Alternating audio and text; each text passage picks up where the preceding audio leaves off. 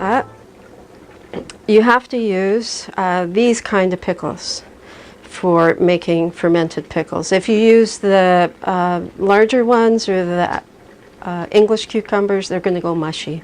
So when you plant your cucumbers, if you have a garden, you plant some pickling cucumbers. And right now they're in season and they're very fresh. If you can get them from the farmer's market, even better. Some of them will have a little more nubblies on them. This is a pretty cultivated variety to be all nice and smooth. If I had the ability to get up to the market and get some ones from the farmers, I probably would have done. But these are organic, which is nice. And why did you have them soaking there? So that's one of the tricks. I had them soaking in cold water, and that helps to rehydrate them, and so that all of their cells are filled with water, so that when you put them in brine, they don't soak up too much of the brine and get mushy. Mm-hmm. So there's a couple of tricks to keeping your I've had pickles go mushy in the past, and it discouraged me, and I never did it again. So when first you don't succeed, please Google and try again. Like, people give up so easy. Yeah. Oh yeah, that's the other thing. So about how long did you leave it in the water? Like an hour? Or? Yeah, I just put them in this morning. I mean, they'll absorb as much as they'll absorb, and then they'll be okay. And I put some ice cubes in there at first, make it nice and cold, so they get crisper, right? Mm-hmm. Anything cold is less. What's the answer? Anything cold is less.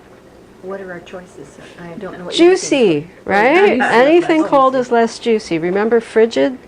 Oh. So if you are cold, when they call a woman frigid, she's a vata type that's too cold, usually, right?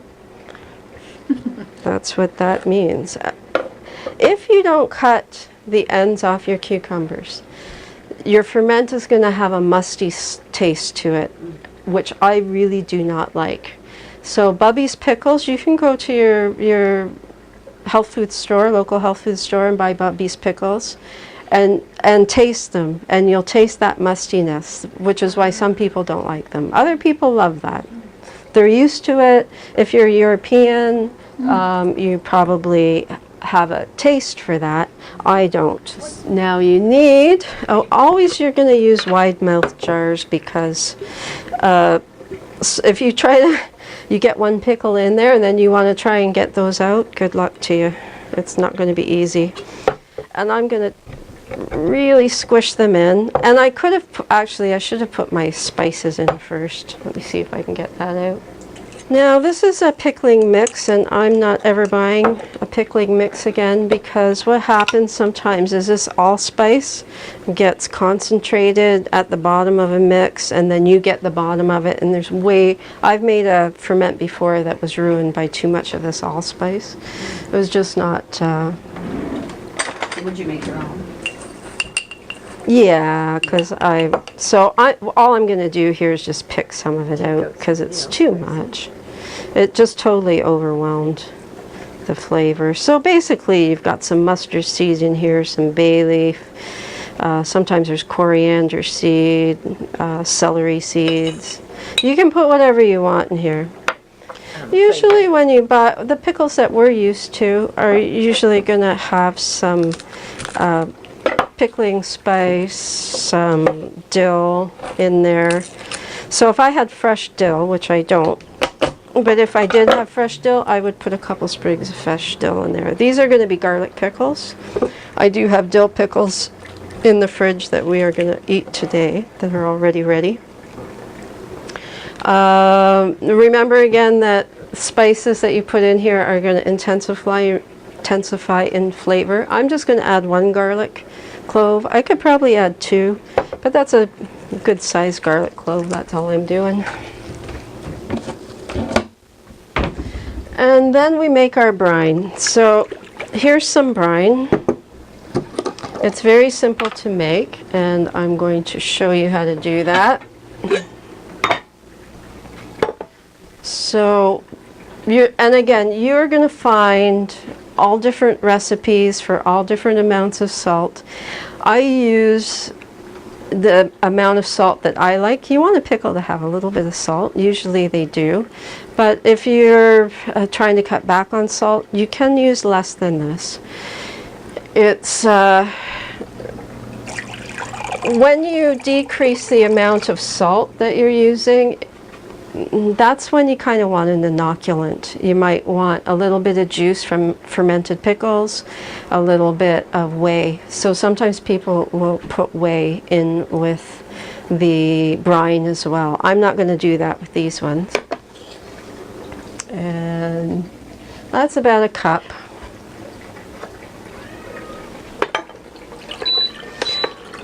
Hey, buddy.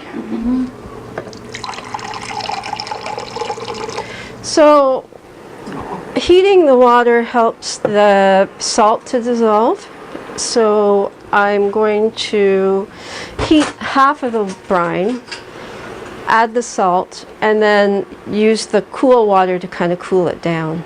And you want the brine to be really room temperature before you put it in your pickles, because if it's warm at all, it's going to start to cook them and make them mushy. And for every 2 cups of water, filtered water, you're going to use 1 tablespoon of salt.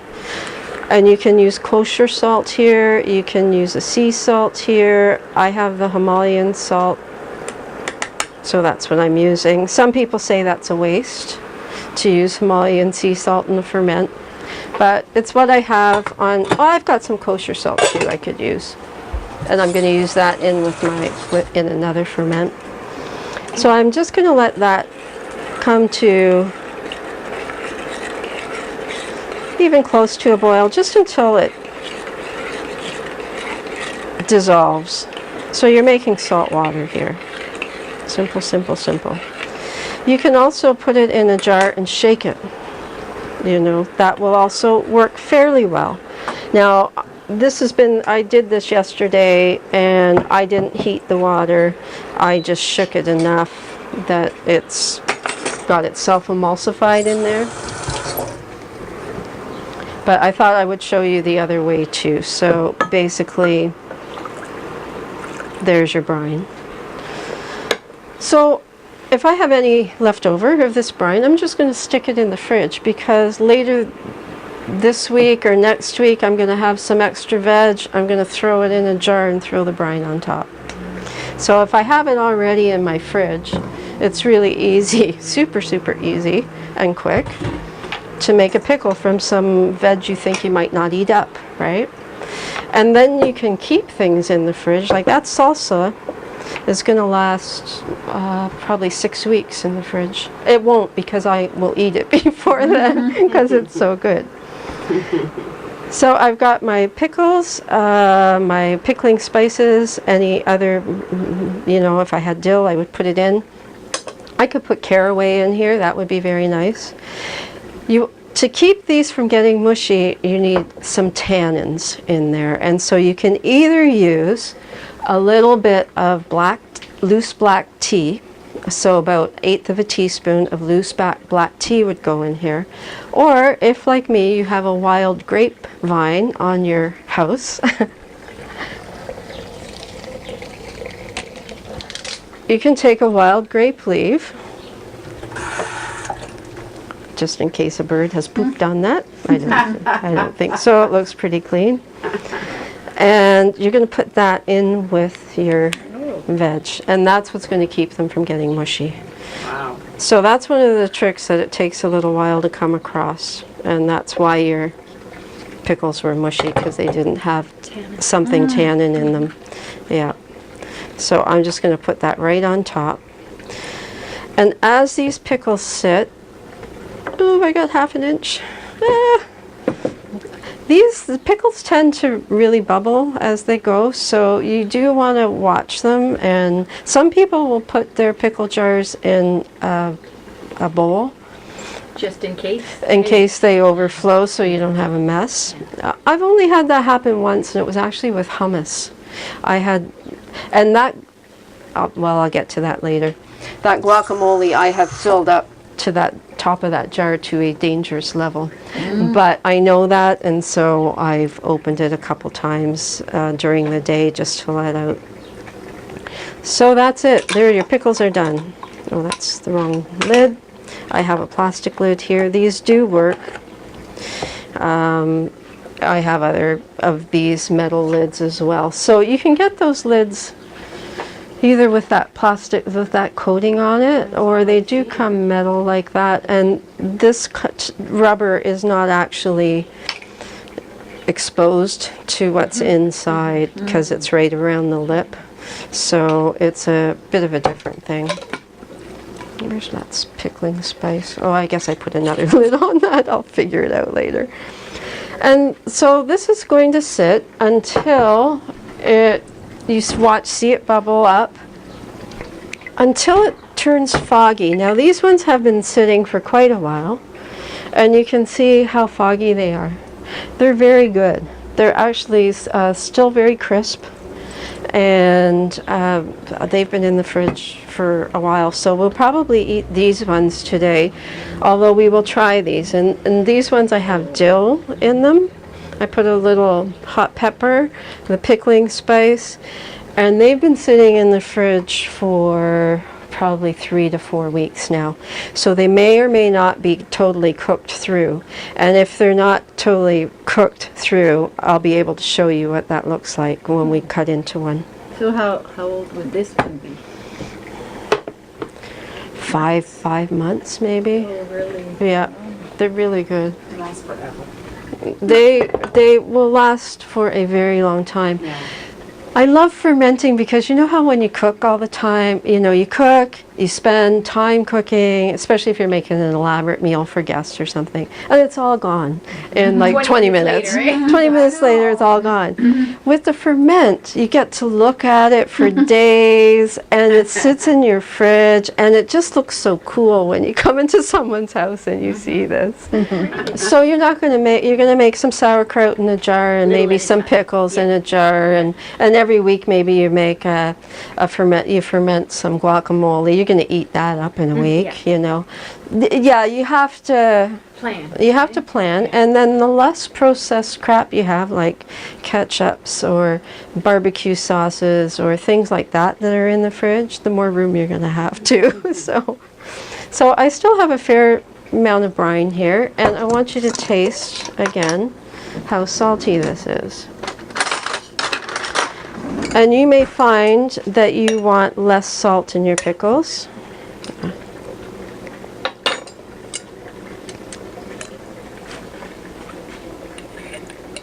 Maybe it'd be easier. Yeah, it's like seawater. Okay. It's like what I would gargle with if I was with a Yes. Okay. It's like the salty bits at the bottom of salty bits at the bottom of a bag of potato chips. That if you get, it's that kind of salty. And hopefully you're not eating potato chips anymore. I did out of desperation at a friend's house because I was hungry, but desperation. I otherwise would not have touched them because I'm getting trans fats, right? Popcorn. Any oil that's heated to that high temperature is going to be rancid, so, But it's not even about trans fat. It's about rancidity too, right? Okay, so that's 2 of our ferments done. Salty brine, that's not the whey brine, eh? Correct. That we just had. So when you add whey to things, then you can cut down on your salt. Or you can try some of these other methods of using a cultured starter. Or I'm going to try that celery juice because that sounds really interesting and people say they love the taste. And that's something that I haven't heard from, is not traditional. So this woman, Carolyn, I'll put the little note on the video, and she does a very nice lecture on fermented foods as well, and she's linked up with Dr. Mercola. So that was her invention, I think. I haven't seen it anywhere else. So sometimes you think you invent something and then you find it, oh, okay, everyone else is doing it too. Yeah, you have to be careful with those terms natural because in the States there's no regulation around that, and so you can say something's all natural, it means nothing. It's marketing, so you know, if it's not certified organic. Okay, now we have a Korean.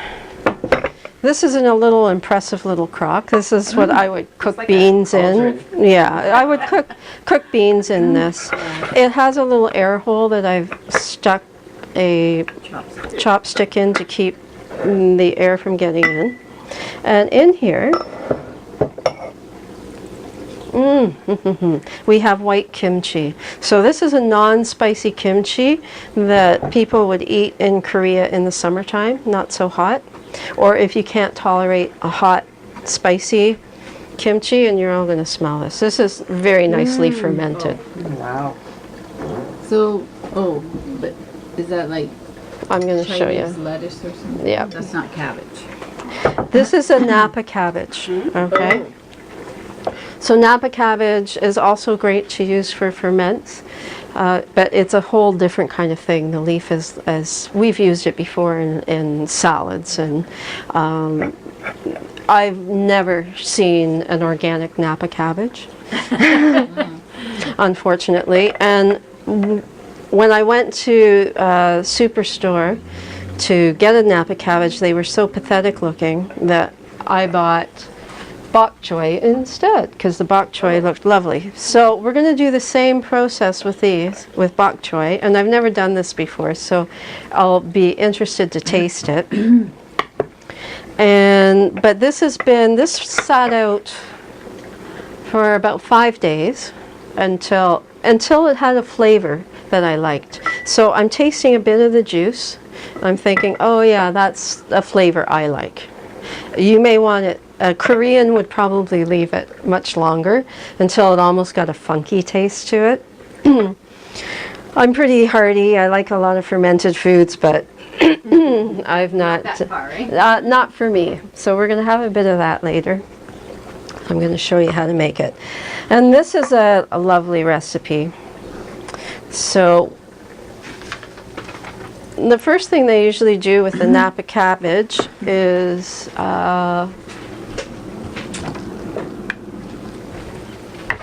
soak it in some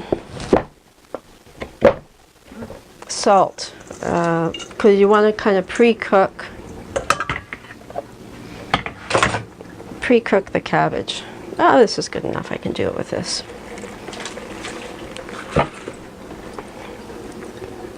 Now these leaves are a little less hardy than a Napa cabbage, so, and I want to use the recipe here. I've gone rogue and just kind of done it on, thanks Ellie, on my own, just to taste before. Sometimes I've made it a little too salty, which was a bit of a bummer, so I try to stick to the recipe. Alright, so this is the recipe using 1 large Napa cabbage. So this is not 1 large Napa cabbage or the same kind of volume. So I would say this is maybe half of a Napa cabbage. So I'm going to cut all of the ingredient amounts in half. So it's saying I want 1/3 of a cup of salt. And for this I am going to use the kosher salt because I'm a bit low on the Himalayan salt, but you could use whatever you want as long as it's not table salt. So the kosher salt, it's good. It's not got the yuckies that the table salt does. A lot of people use kosher salt to ferment. I mean, really what you're wanting to do is change the pH level of your brine, right? So as far as I know, it's not Processed like the processed like a white table salt, but I haven't done, to be quite honest, I haven't done the research there. So you just want to get the salt all in the leaves.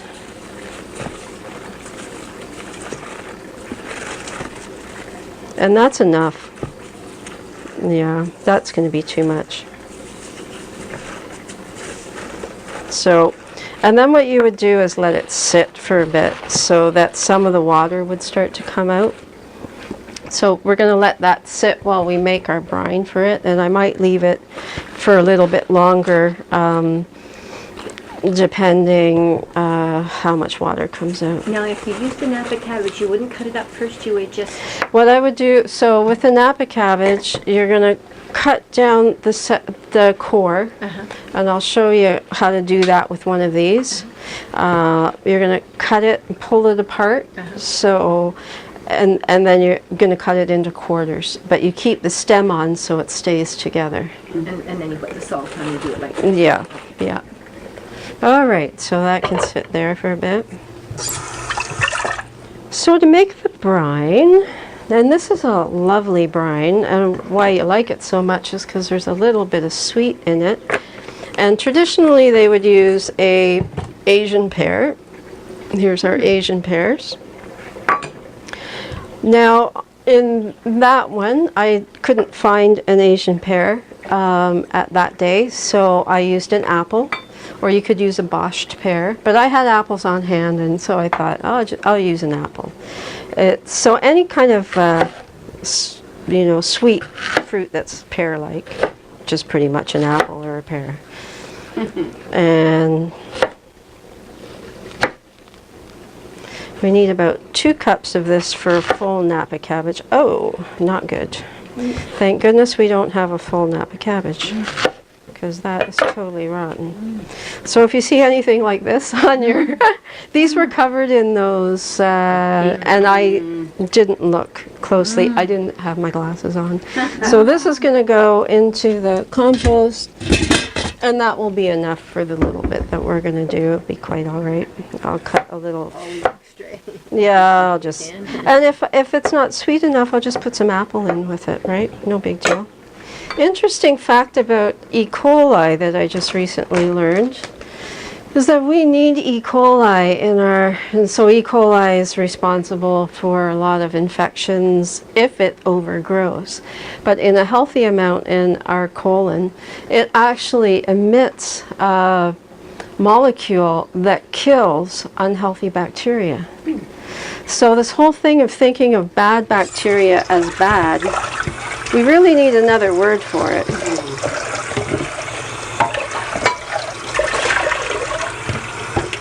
Because it's only bad if you have not enough healthy bacteria and it's allowed to proliferate under those conditions. That's easily going to be a cup, right? If it's a bit more, that's okay. It's just going to be a bit sweeter, right? So unlike pressure canning, where you have to be exact with your amounts, you have leeway here because you've got that bacteria that's just going to do its job given enough of what it needs. And they want 4 cloves of garlic, so we'll put 2 because we're doing half of the recipe. So right now I'm making the brine that we're going to soak this in.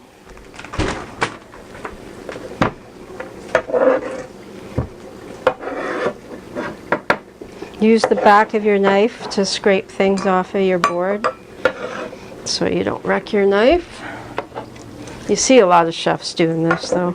But when I learned from that fellow I gave you the link from, Chef McDermott, he said, don't do that, you're going to wreck your knife. Okay. Set that there.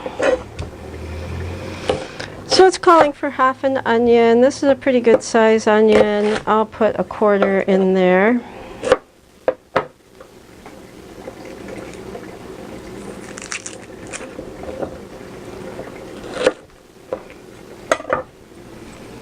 And some ginger.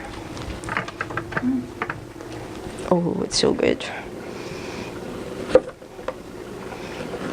You don't buy organic ginger, do you?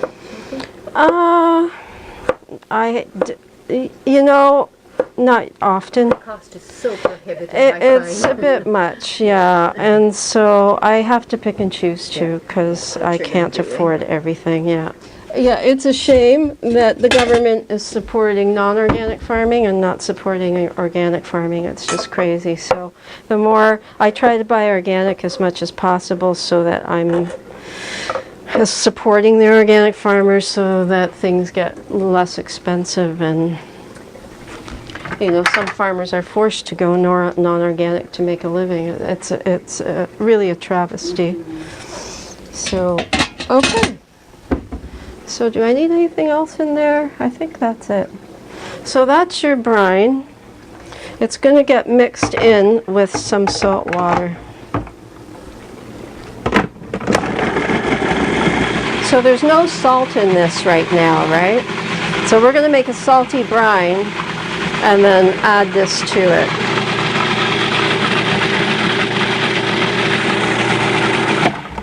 So that over there is like a flavor bundle with something else. It's like your bouquet garni. And we're going to actually use it very similarly. So the next thing I have to do is make my brine. 4 cups water, 2 tablespoons. So that's exactly what I have here. Is my 4 cups of water and 2 tablespoons of salt in there. And I could use this too, because this is 2 cups water, 1 tablespoon salt, same thing, right? And This is what we tasted just now?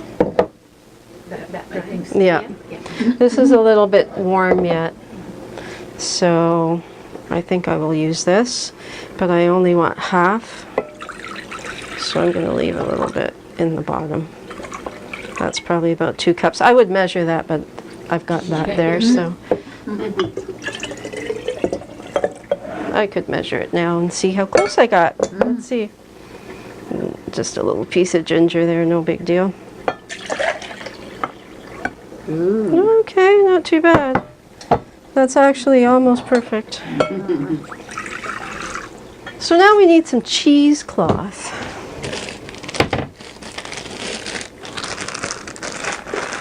And I notice you're drying out your cheesecloth over there. Yeah, Reusing? I do. Mostly because I was low on it, but then I found some more. So, but you could. I mean, if you're frugal.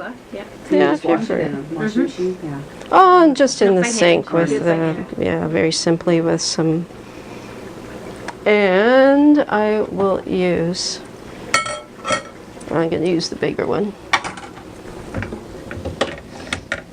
And strainer. All right. So then you're going to pour your juice in here. So this is a little more involved because of these few steps, but I love white kimchi. And for people who can't eat the hot spicy stuff, this is really quite that basically you're going to squeeze. And I don't need this now. It was more just for holding while I was putting that in. You're going to squeeze all the juice out.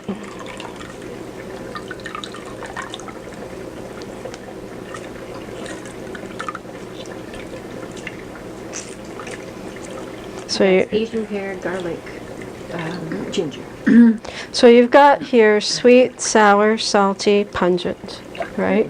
And then your leaves are going to add you a little bit of bitter. And it's going to be quite lovely. So I'm going to let that sit in there and we'll squeeze it one more time. Yeah, the water's starting to come out already, right? See it sweating. Yeah. Got little beads of water. And if you have the Napa cabbage, you're going to let this sit usually for like half hour, an hour. How much does it say in here?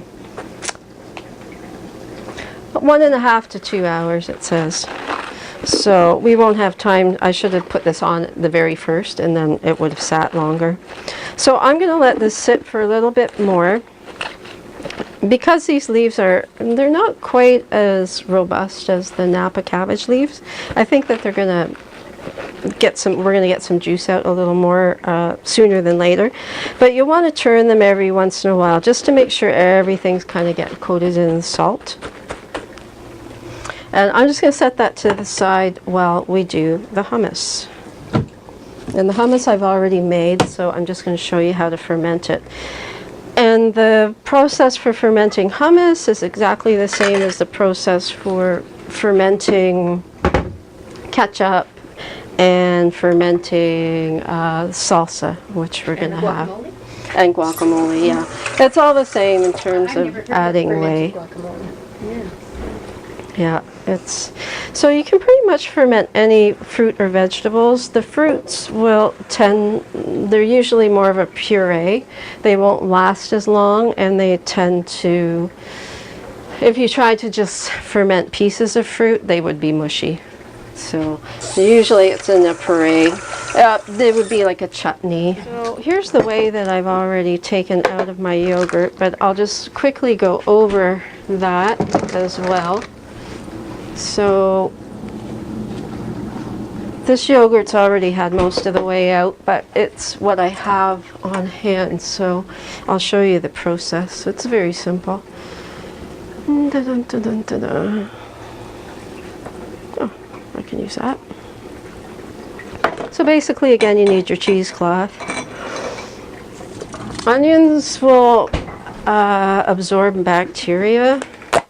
And so usually when people get sick from like a potato salad, some kind of mayonnaise salad, it's not the potatoes or the egg salad, it's not the eggs, it's the onions, yeah, that people have let sit and then made so I never pre-cut onions, I just always cut them right at the time. But again, if you have a lot of healthy bacteria in your gut, so some people will get sick when exposed to E. coli, other people won't. Some people get sick when exposed to the Black Plague, other people didn't.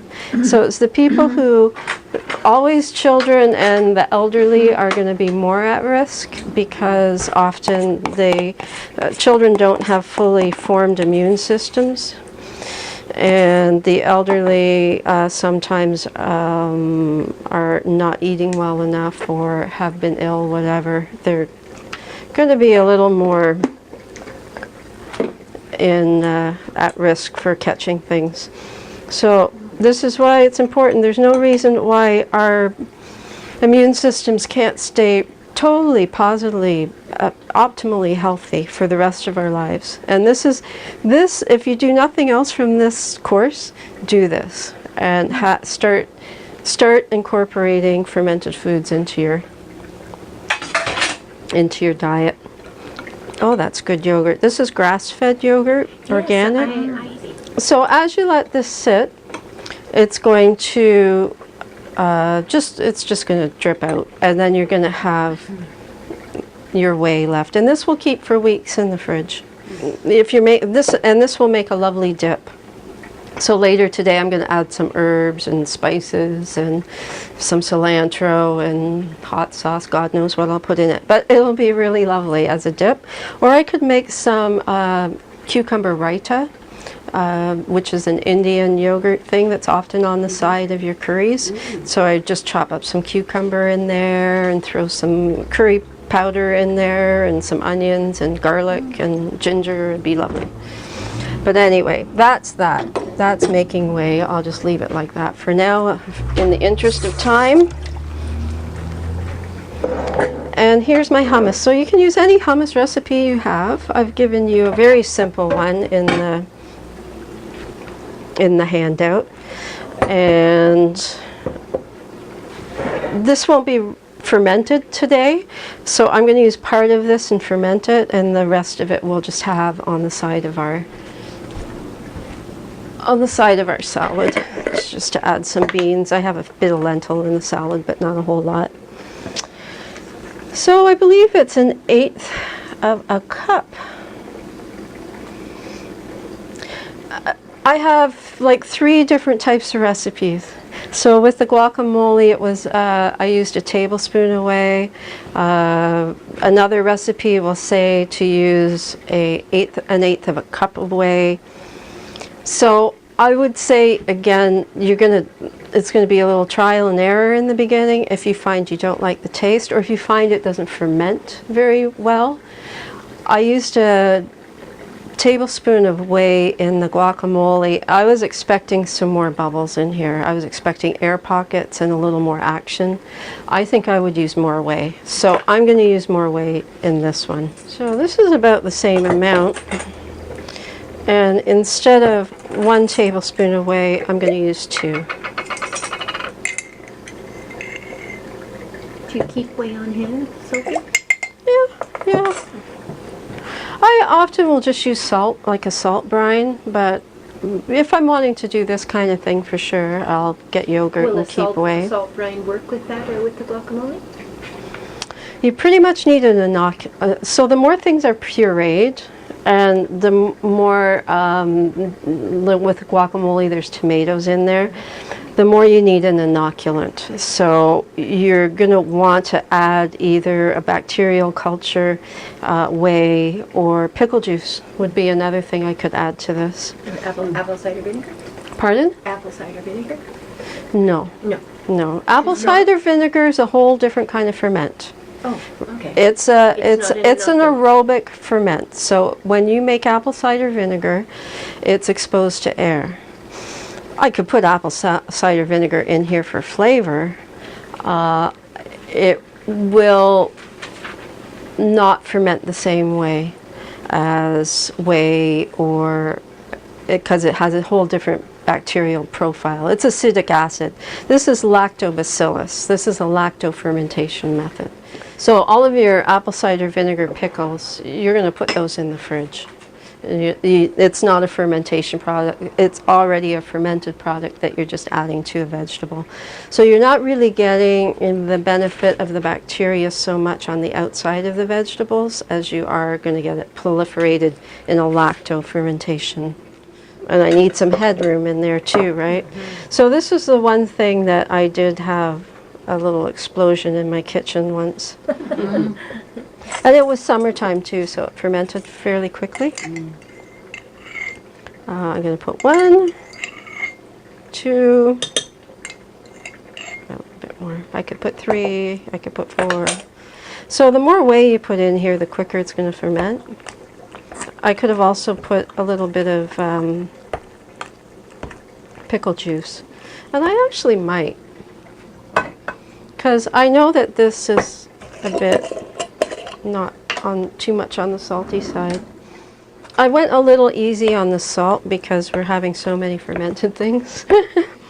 So I thought maybe it was not quite good enough. It's on the edge of being salty enough. You could put parsley in there. If I had, been more motivated, I might have put some parsley in there or some cilantro.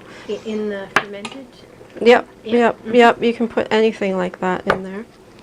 Again, I want to use my little funnels because otherwise it's just going to be messy. And then I'm going to have to try to clean all that mess off the outside of the lip of the thing, and it's a pain.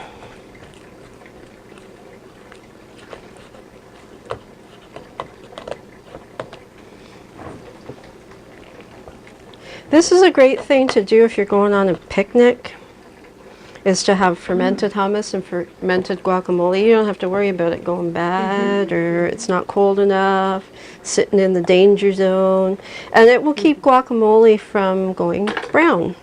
I noticed that. That was what was so nice. It's so nice and green. It's living food. It's living food. So it's pretty amazing that way. And then once you get used to that tanginess that happens, it's so, so good. Okay, I could add a little bit more, but that's all right. It's okay to have More room as opposed to less room. Yeah. Now, I'm getting, you can see that there's air bubbles in there around the bottom. You want to try and get as many of those out as possible because you don't want, again, it's an anaerobic ferment, which means without air. You don't want those air bubbles in your hummus. So as much as possible. And then you will start to see, as this ferments, the air bubbles, and it's CO2, not air, but the CO2 bubbles will start to form inside the ferment. And then you know it's happening, and you can give it a taste and see if that's what you like. Now you can still see that there's more air bubbles there, right? So as much as possible. It's kind of tricky sometimes. Way in it, eh? Yeah. It's just a really nice, pleasant It's taste. fine. I mean, we could eat it with some whey in it just like that, right? It's no big deal. Better than the store-bought stuff. Oh, well, wait until it ferments. Like, then you're going to get this Difference. really tangy flavor. It's really nice. Some people, and you can do this, and especially if it's really hot, and you're worried that your ferment is going to, yeah, if it's hot weather and your ferment is going to ferment really quickly, or maybe even in the wintertime if you're doing this and it's kind of slow. Some people will save a little bit of whey and pour it on top. And then that just keeps any air from getting into contact with it. If you do that, that whey will turn white after a while because it is in contact with the air, and it will start to do a yogurt type of thing. You just stir it in when you're ready to eat it. So you can also do that. So these have both been done with that same process. The heat. You don't want to put it in sun, and actually usually I have the air conditioner in there that I've taken out, and so that doesn't get sun. If it's really cold in your place in the winter time, then maybe you do want to put it in a window where it's getting some warmth. So it really depends. In the summer, you don't want direct sunlight on it. It's just going to heat it up and make it ferment a lot more quickly, and maybe you have an explosion. So that's the only reason. It's not like it's going to harm your ferment or anything. Okay, so the whey goes back in the fridge. But this salsa has been made with whey, and it's been sitting. And you can actually, if I go like this, it's not a great ferment in terms of a lot of action. But every once in a while you can see a few little bubbles come up. And that's the fermenting process. And this is also starting to turn a little foggy, right? This could sit out for, this has been sitting for about 3 days. Usually in my old place it was a lot warmer. So it would have been quite active and fermented by now. I could have started this a couple days earlier. Usually 5 to 7 days, three if it's really warm. So in my old place it would have been 3. This could stay a bit longer, but it's still, you're going to get a bit of a fermented taste from this. This has been not as vigorous as I would have hoped. It depends on the quality of your veg and the warmth. Again, it's just not as warm in here as my old place, so I was expecting a little more. The longer this sits, the more you're going to start to see some bubbles in there. So I would leave this out probably for another 2-3 days. But we're still going to get, the bacteria is still proliferating in here, so you will get some benefit from this for sure.